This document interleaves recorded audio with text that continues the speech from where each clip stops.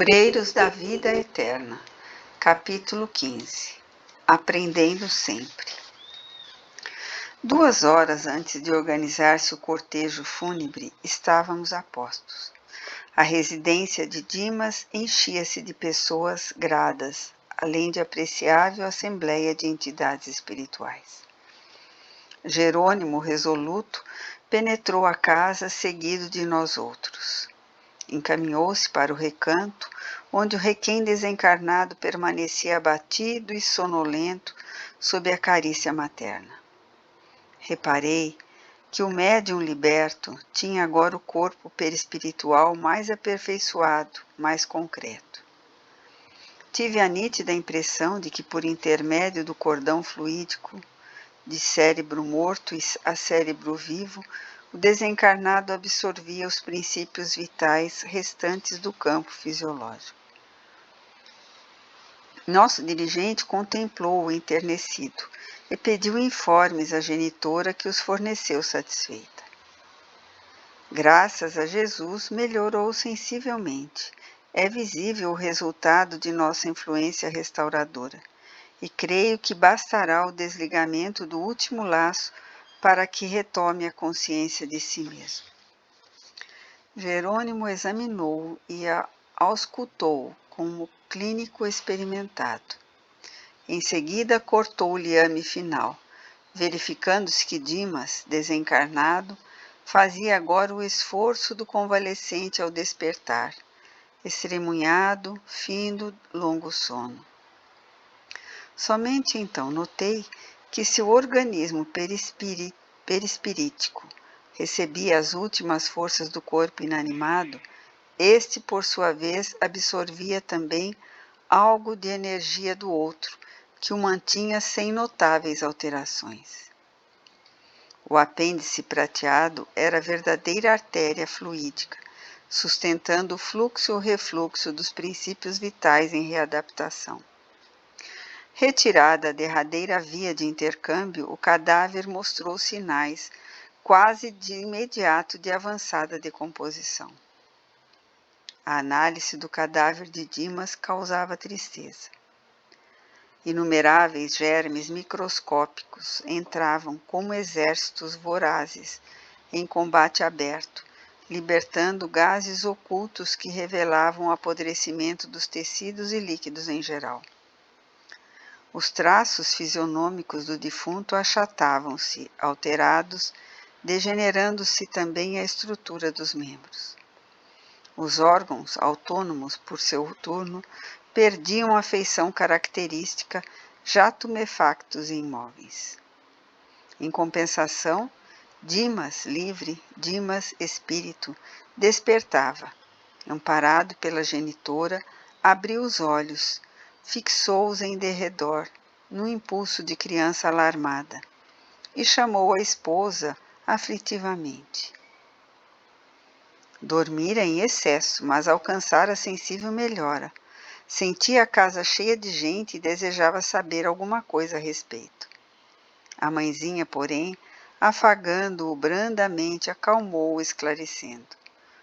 Ouça, Dimas, a porta pela qual você se comunicava com o plano carnal somático cerrou-se com seus olhos físicos.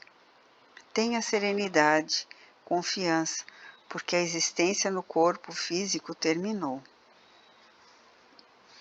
O desencarnado não dissimulou a penosa impressão de angústia e fitou-a com amargurado espanto, identificando-a pela voz um tanto vagamente. Não me reconhece, filho? Bastou a pergunta carinhosa, pronunciada com especial inflexão de meiguice, para que o desencarnado se abraçasse à velhinha, gritando num misto de júbilo e sofrimento.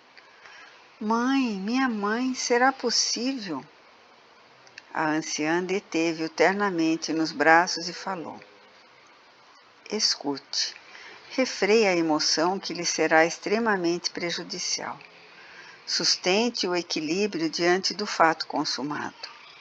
Estamos agora juntos numa vida mais feliz. Não tenha preocupações com os que ficaram. tudo será remediado como convém no momento oportuno. Acima de qualquer pensamento que o incline à prisão no círculo que acabou de deixar, faça valer a confiança sincera e firme em nosso Pai Celestial. Ó minha mãe! E a esposa, os filhos? A sábia benfeitora, todavia, cortou-lhe as palavras, consolando. Os laços terrenos entre você e eles foram interrompidos. Restitua-os a Deus, certo de que o eterno Senhor da vida, a quem de fato pertencemos, permitirá sempre que nos amemos uns aos outros. Contemplou a Dimas através de espesso véu de pranto, e antes que ele enunciasse novas interrogações, falou a genitora carinhosa, apresentando-lhe Jerônimo, que acompanhava a cena comovido. Eis aqui o amigo que o desligou das cadeias transitórias.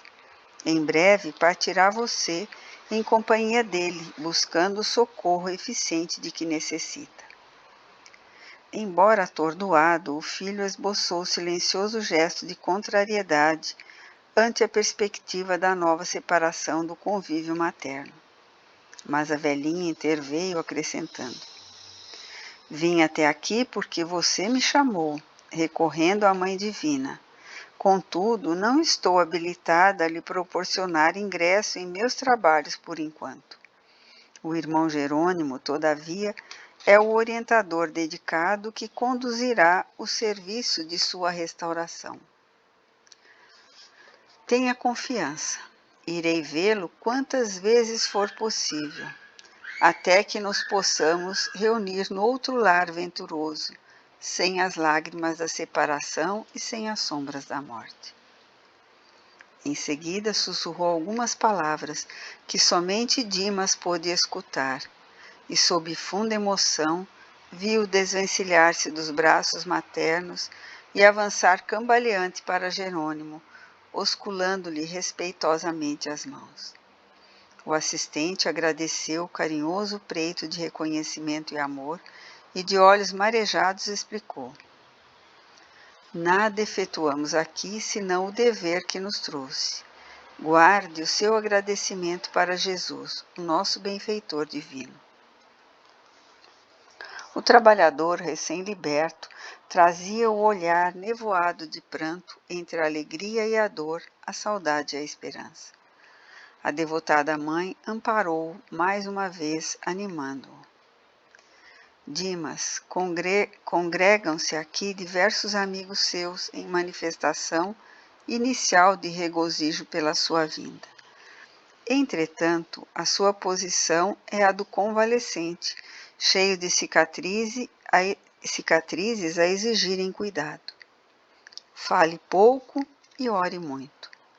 Não se aflija nem se lastime. Por hoje, não pergunte mais nada, meu filho. Seja dócil, sobretudo para que nosso auxílio não seja mal interpretado pela visão deficiente que você traz da esfera obscura. Acompanharemos seus despojos até a última morada, a fim de que você faça exercício preliminar para a grande viagem que levará a efeito. Dentro de breves minutos, sustentado pelos nossos amigos a caminho do restabelecimento. Não tema, pois, já se preparou para receber-nos a cooperação, semeando o bem em longos anos de atividades espiritistas. Não dê guarida ao medo, que sempre estabelece perigosas vibrações de queda em transições como em que você se encontra.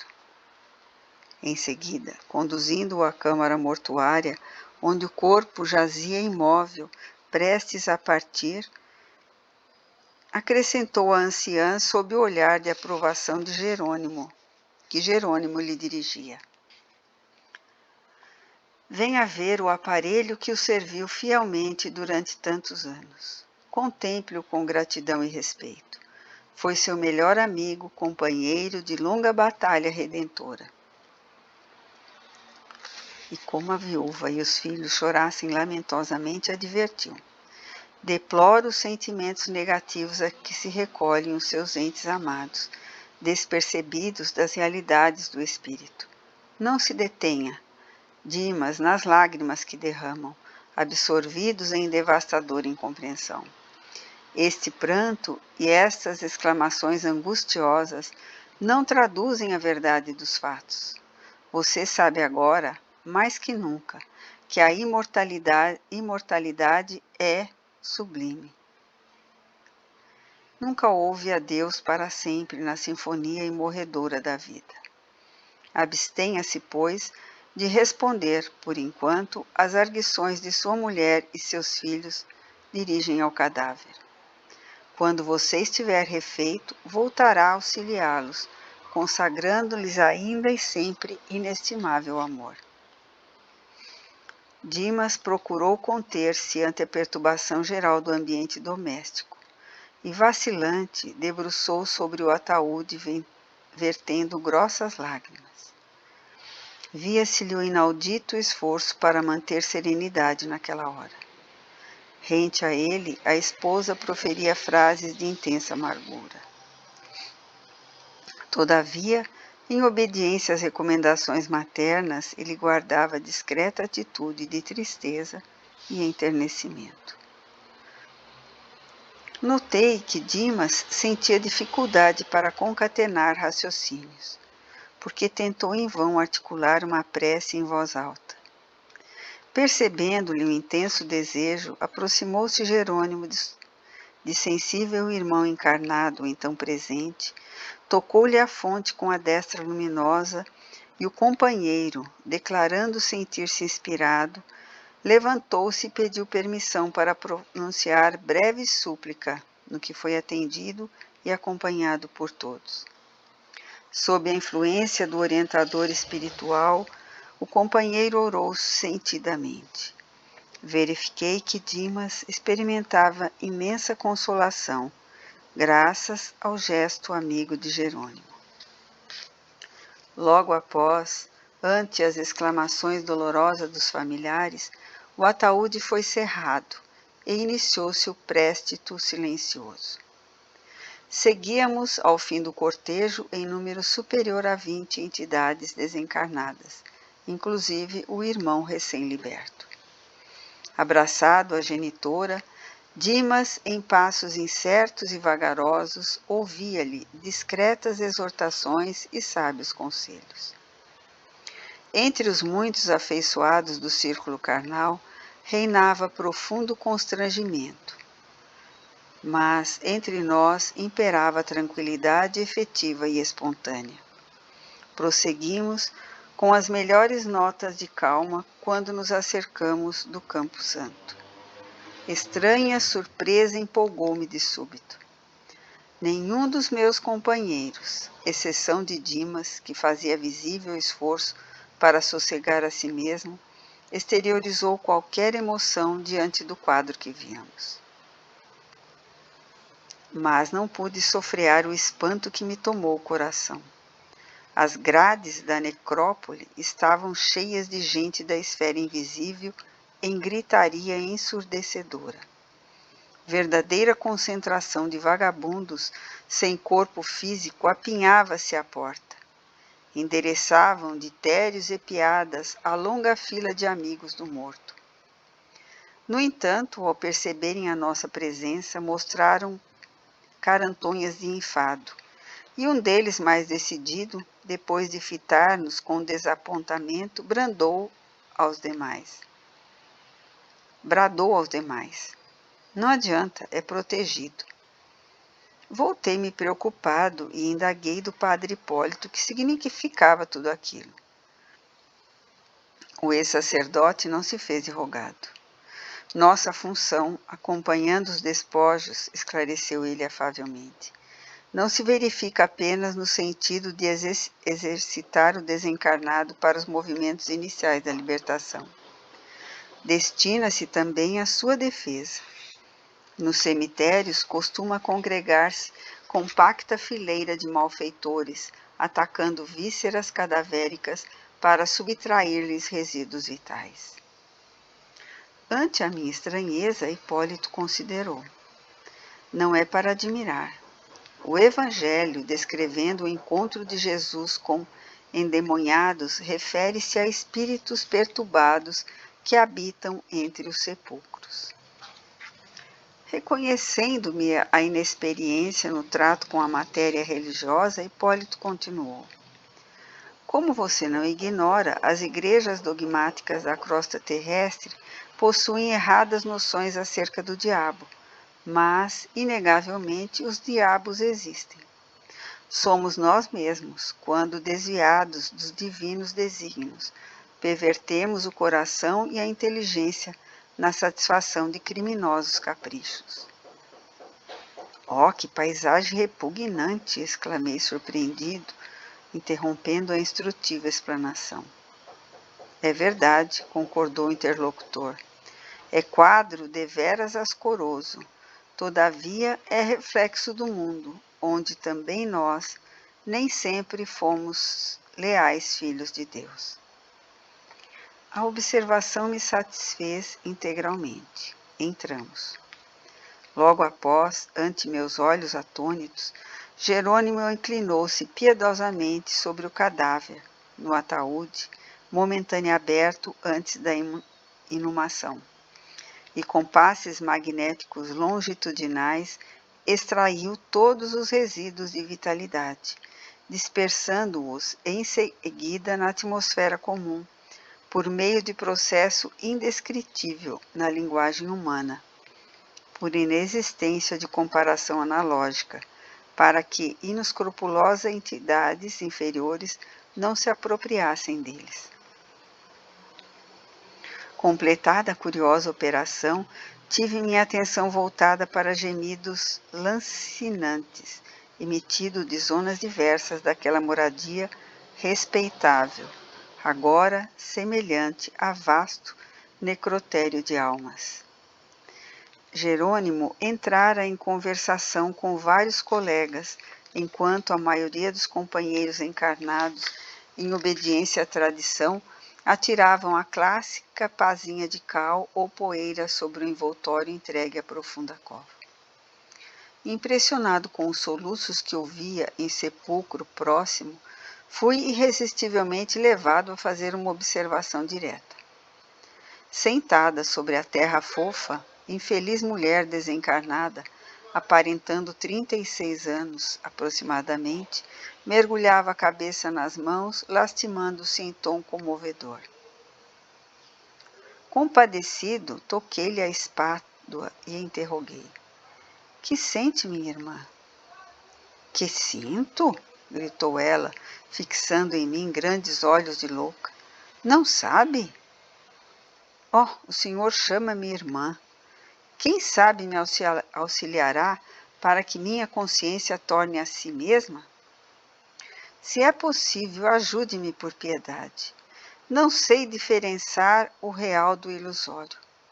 Conduziram-me à casa de saúde e entrei neste pesadelo que o senhor está vendo. Tentava erguer-se debalde e implorava, estendendo-me a mão. Cavalheiro, preciso regressar. Conduza-me, por favor, à minha residência. Preciso retornar ao meu esposo e ao meu filhinho. Se este pesadelo se prolongar, sou capaz de morrer. Acorde-me, acorde-me. Pobre criatura, exclamei, distraído de toda a curiosidade em face da compaixão que o triste quadro provocava. Ignora que seu corpo voltou ao leito de cinzas. Não poderá ser útil ao esposo e ao filhinho em semelhantes condições de desespero. Olhou-me angustiada, como a desfazer-se em ataque de revolta inútil. Mas antes que explodisse, em rugidos de dor, acrescentei. Já orou, minha amiga? Já se lembrou da providência divina? Quero um médico depressa, só ouço padres, bradou irritadiça. Não posso morrer. Despertem-me, despertem-me.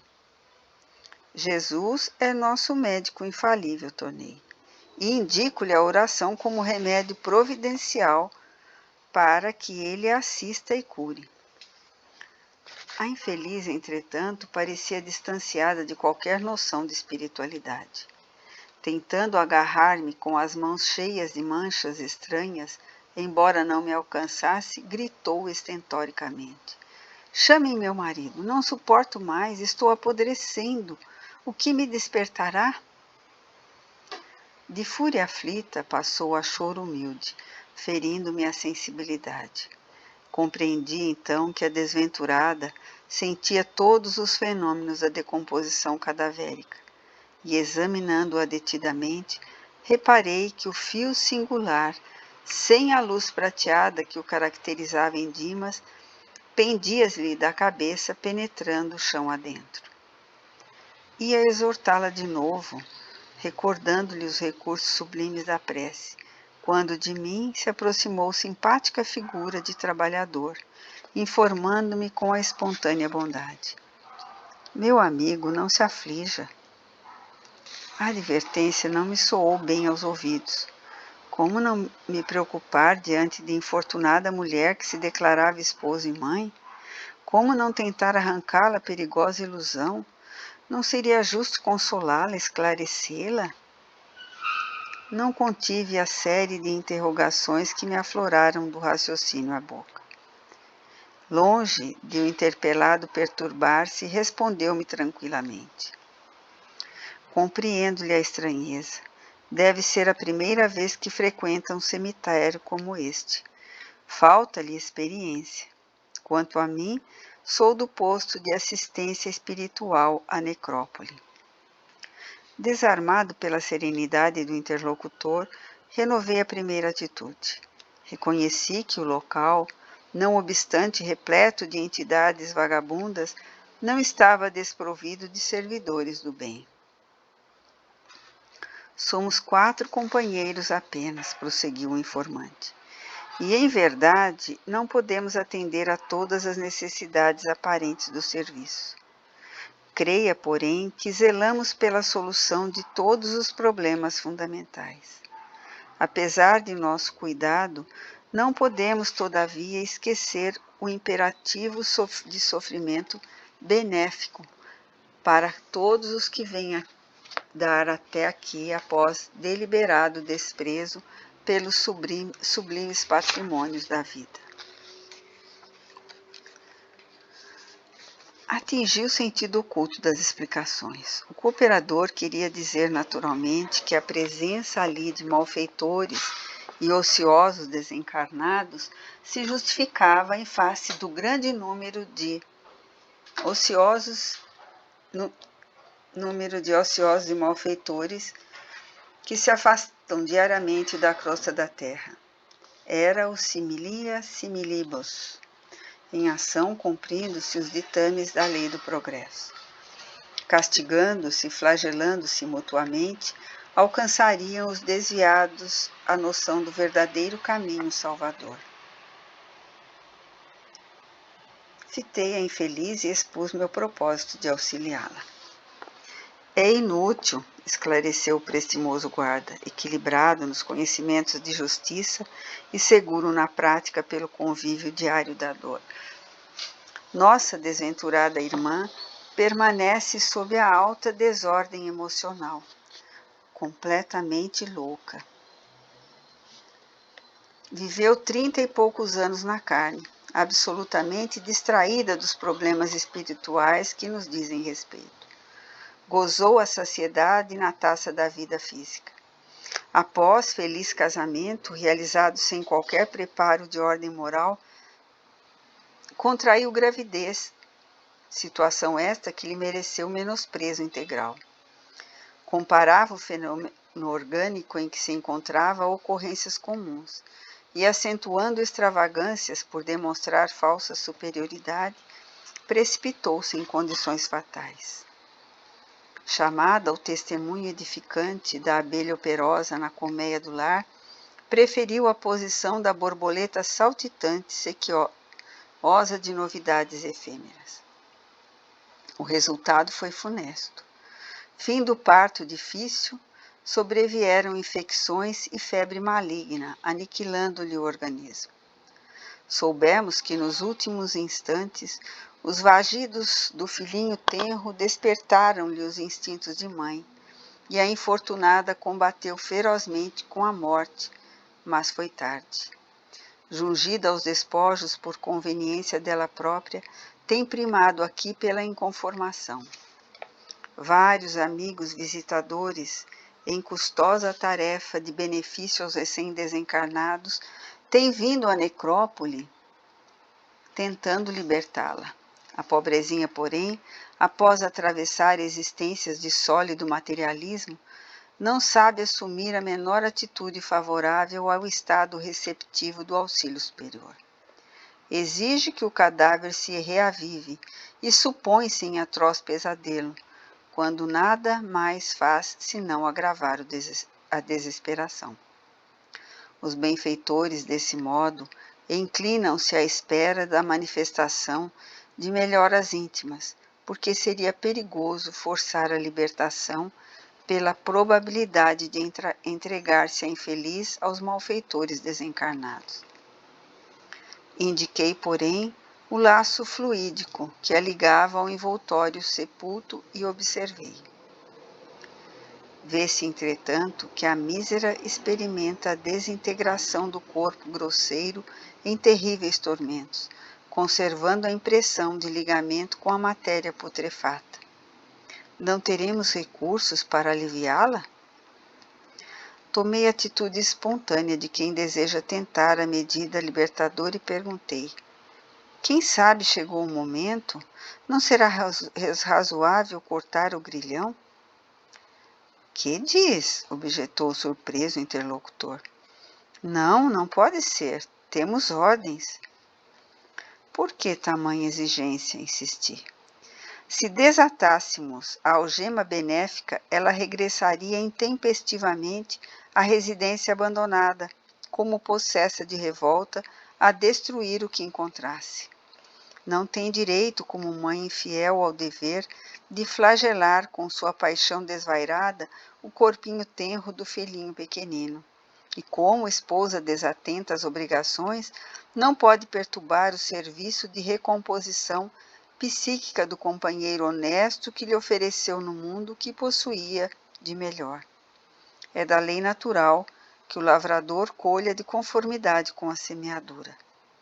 Quando acalmar as paixões vulcânicas que lhe consomem a alma, quando humilhar o coração voluntarioso, de modo a respeitar a paz dos entes amados que deixou no mundo, então será libertada e dormirá sono reparador em instância de paz, que nunca falta ao necessitado, reconhecido as bênçãos de Deus. A lição era dura, mas lógica. A infortunada criatura, alheia à nossa conversação, prosseguia gritando, qual demente hospitalizada em prisão dolorosa.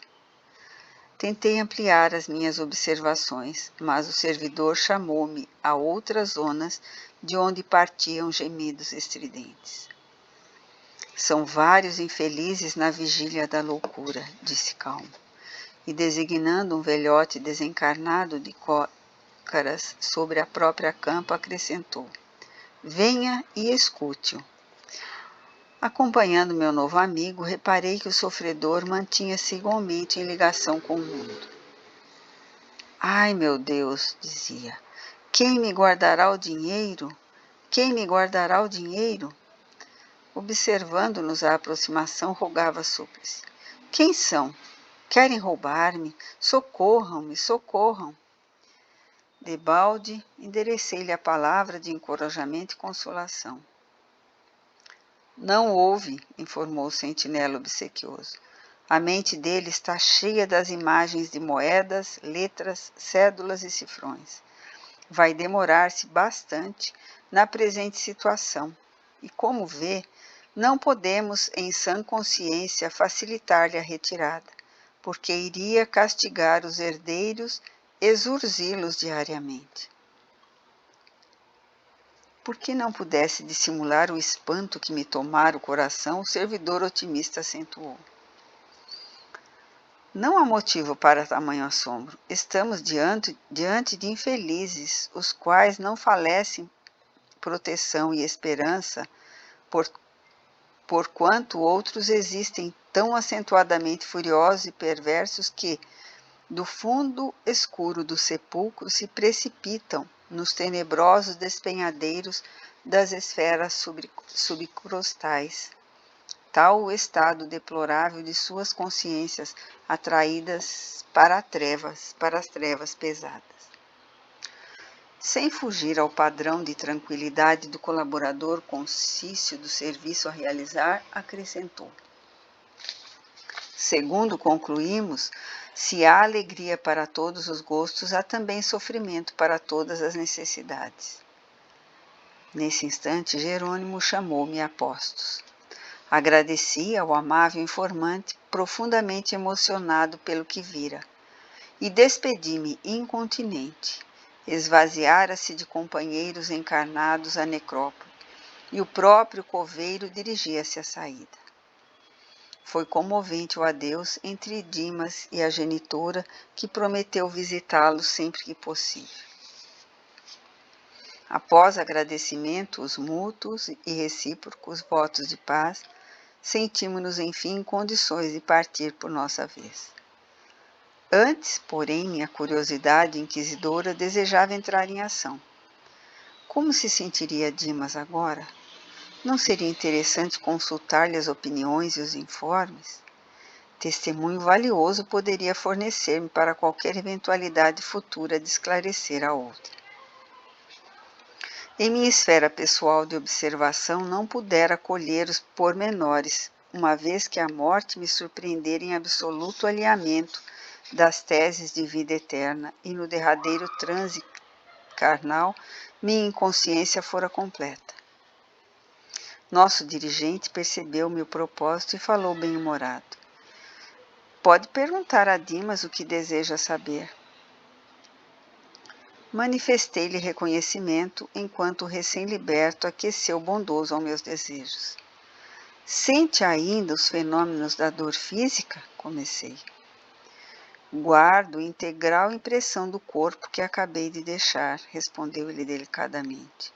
Noto, porém, que ao desejar permanecer ao lado dos meus e continuar onde sempre estive durante muitos anos, volto a experimentar os padecimentos que sofri. Entretanto, ao conformar-me com os superiores desígnios, sinto-me mais leve e reconfortado, apesar da reduzida fração de tempo em que me vejo desperto. Já pude fazer semelhante observação. E os 5 sentidos? Tenho-os em função perfeita. Sente fome? Chego a notar o estômago vazio e ficaria satisfeito se recebesse algo de comer, mas esse desejo não é incômodo ou torturante. E sede? Sim, embora não sofra por isso. Ia continuar o curioso inquérito, mas Jerônimo, sorridente, desarmou-me a pesquisa, asseverando: você pode intensificar o relatório das impressões quanto deseje, interessado em colaborar na criação da técnica descritiva da morte, certo, porém, de que não se verificam 2 desencarnações rigorosamente iguais. O plano impressivo depende da posição espiritual de cada um. Sorrimos todos ante meus impulsos juvenis de saber e, amparando Dimas carinhosamente, efetuamos satisfeito a viagem de volta.